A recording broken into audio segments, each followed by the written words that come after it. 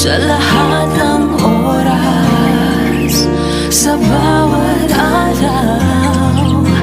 Ika'y laging tapat kong magmahal. Ang iyong kaawa ay magpawalang hanggan. Pinupuri, sinasamba kita, dakilang Diyos at Panginoon. Tunay ngang ika'y walang katulad, tunay ngang ika'y di nagbabago. Mabuti ang Diyos na sa amin nagmamahal.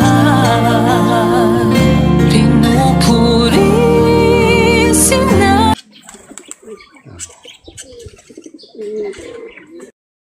Mga kalapatis kapadyak, pagtapos ng ulan, magpa-low-fly naman po tayo. Ayan o.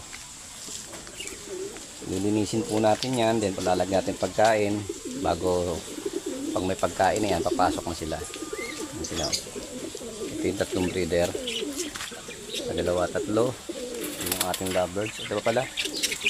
Bali, ang breeder ko, ano na yan eh, 1, 2, 3, 4, 5 na yan. Kaso, yun, nilagyan muna itong dalawa kasi sayang lang, nag-uulan, binabasag.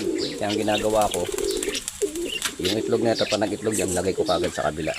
Pero dapat may itlog na sila, para nila basagin. Ayan. Ito yung iba, oh. Low fly, pero tambay. Tambay sila, hindi sila nag-iikot. Ayan yung ating ano, bantam, sirama bantam.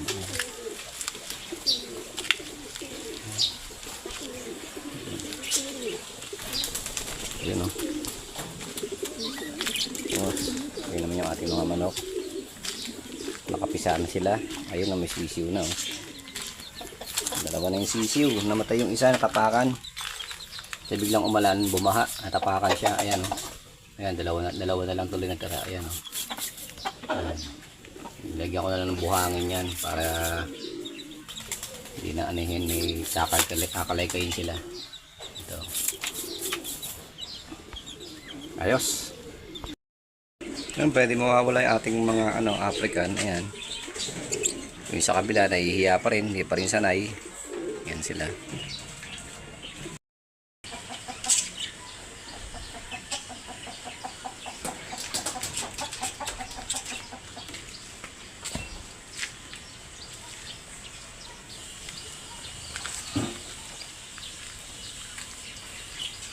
Yung mga kalapatids natin nasa baba.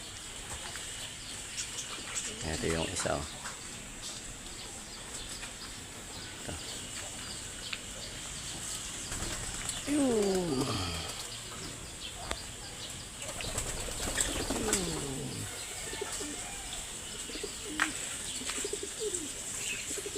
Ayos. Ito na yung yung nakaraang video natin na tinulungan natin na matanggal sa kanyang shell. Ito na siya ngayon, malaki na. Ayan na. Ayan.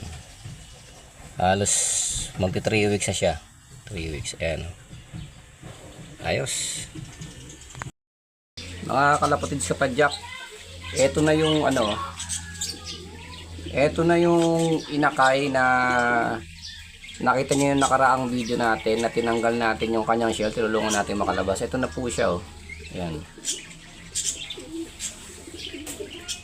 Siguro mahigit 1 linggo na siya o magdadalawang linggo na ito. Ito na po siya oh. Ayan oh. Ang laki na oh. Nilinis ko lang kasi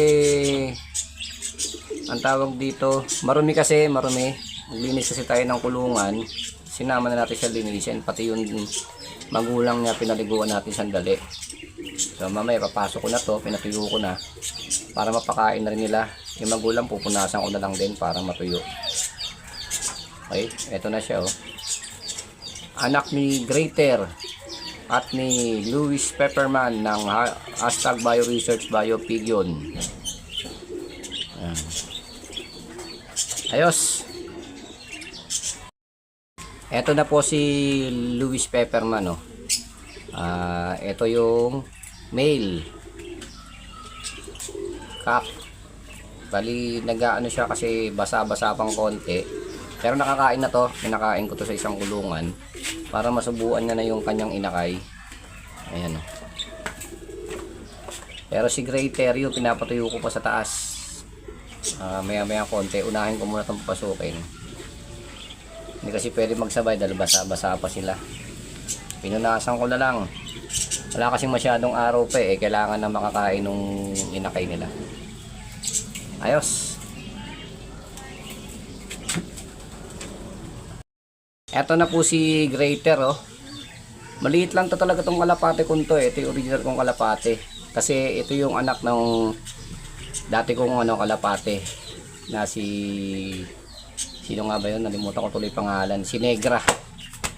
Kaso ano yun eh, nawala na. Pumanaw na yung dalawa na yun. Yung siyang asawa. Ito siya oh.